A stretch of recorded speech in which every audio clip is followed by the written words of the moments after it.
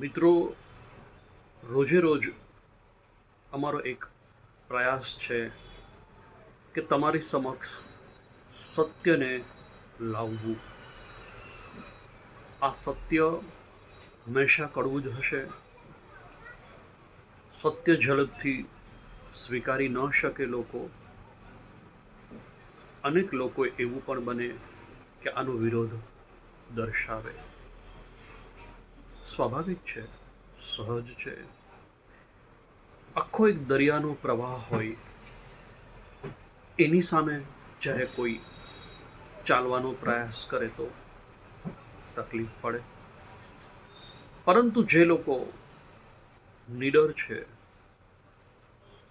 જે લોકો પત્રકાર પ્રકારનો સ્વભાવ ધરાવે છે, જેને હંમેશા સાચું બોલવું છે, એ કોઈથી ડરતા નથી હોતા અને સત્ય તમારી સમક્ષ એકવાર રજૂ કરે જ છે.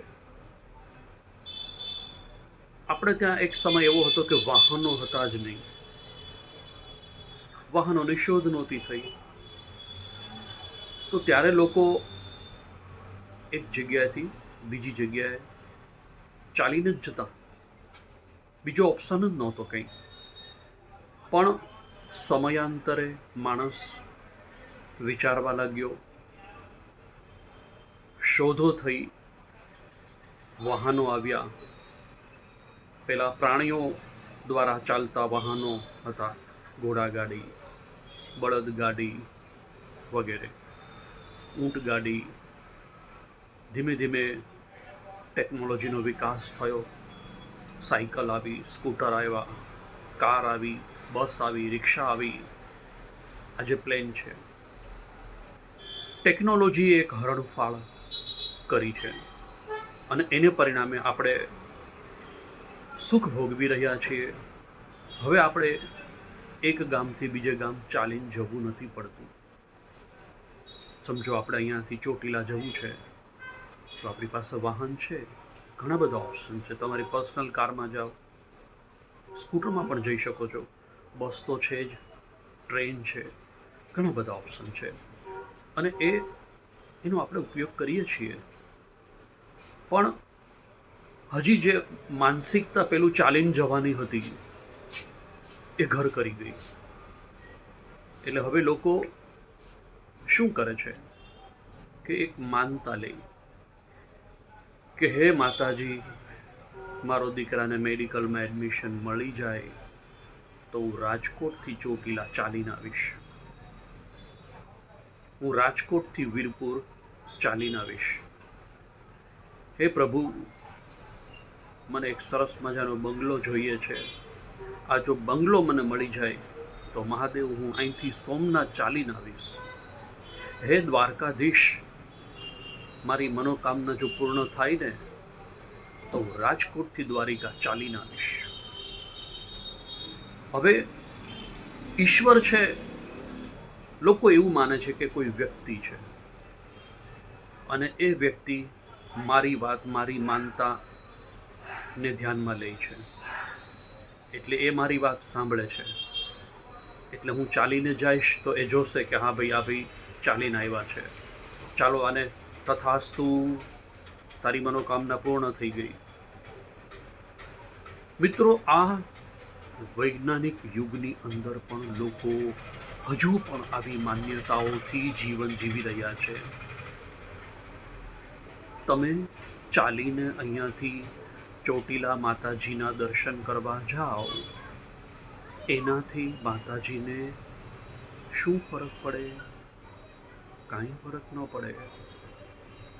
આ તમારી વ્યક્તિગત અને માનસિક બીમારી કહેવાય. સાયકોલોજી આ એક એવી મનઃસ્થિતિ છે, એવું કહે છે કે આમ જુઓ તો શુદ્ધ ગુજરાતીમાં આને ગાન પણ કહેવાય. હવે બધા બ્રાહ્મણોએ ઠોકી દીધું તમારા મગજમાં, અને શ્રદ્ધા કહેવાય. તમે લોકોને એવું કહેજો કે અમને તો ઈશ્વરમાં શ્રદ્ધા છે, એટલે અમે શ્રદ્ધાથી ચાલીને જઈએ છીએ. એટલે એવું કરવાનું. જે તે સમયે બ્રાહ્મણોએ પોતાનું પેટ તો ભરવું, કર્મકાંડનું કામ એ લોકો કરતા હતા. પૈસા આવે કેવી રીતે? એટલે એવી સરસ મજાની ગોઠવણ કરી દીધી એને.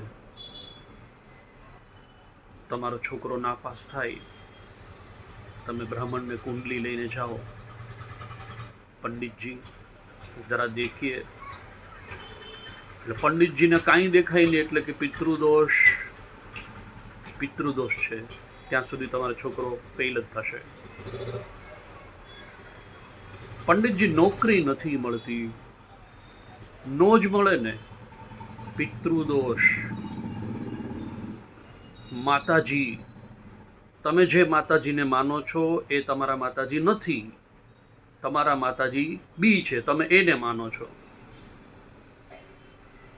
હવે તમે કલ્પના કરો, આ બ્રાહ્મણને દાણા નાખીને કે આ ભુવાઓને દાણા નાખીને એવી ખબર પડી જાય કે તમારા માતાજી, તમારા મમ્મી આ નથી, હવે તમારા મમ્મી આ હતા.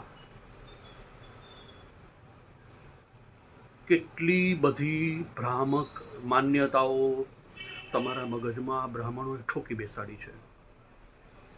અને હજારો વર્ષોથી તમે જો લોકો આનો ભોગ બનતા આવ્યા છે.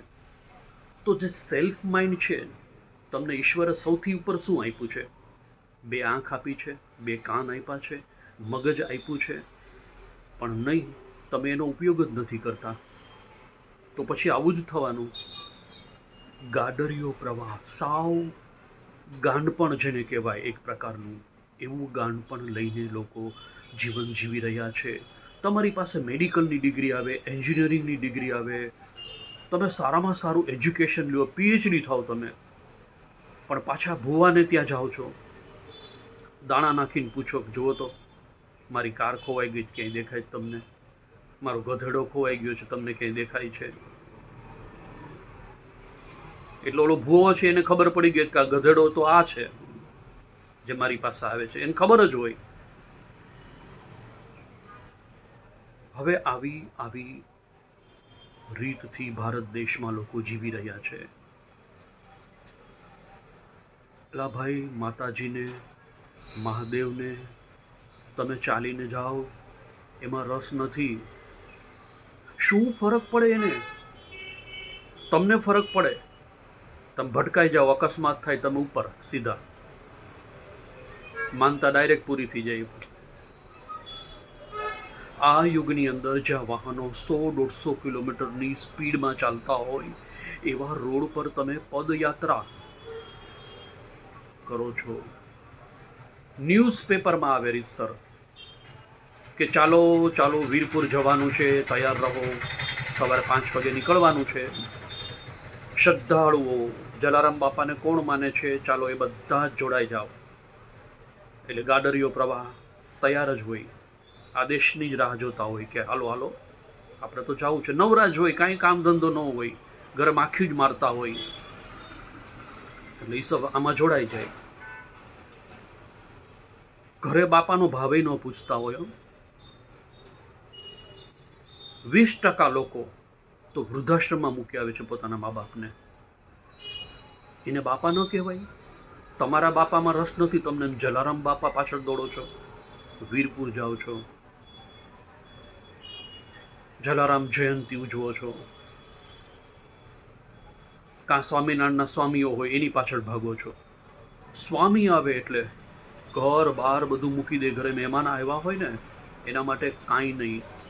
અમારે તો અહંત સ્વામી, અજ્ઞાન સ્વામી આવ્યા છે. બધું જ પડતું મૂકીને પહેલું મંદિરે જવાનું. બસ ઘર મંદિર છે એવું નથી ખબર એને, મા બાપ ભગવાન છે એવું એને નથી ખબર. તમારે ત્યાં કોઈ આવ્યું છે, તમારી બેન દીકરી આવી છે, તમારા માટે એનું કોઈ ઇમ્પોર્ટન્ટ નથી, પણ સ્વામી આવ્યા છે એટલે તો જાણે ઓહો, પાતાળ લોકમાંથી પ્રગટ થયા હોય, કાં તો આકાશમાંથી, ઇન્દ્રલોકમાંથી જેમ આવ્યા હોય, એમ એની પાછળ દોટ મૂકે, દોટ. થોડું કે લોજિક લોકો વાપરતા જ નથી.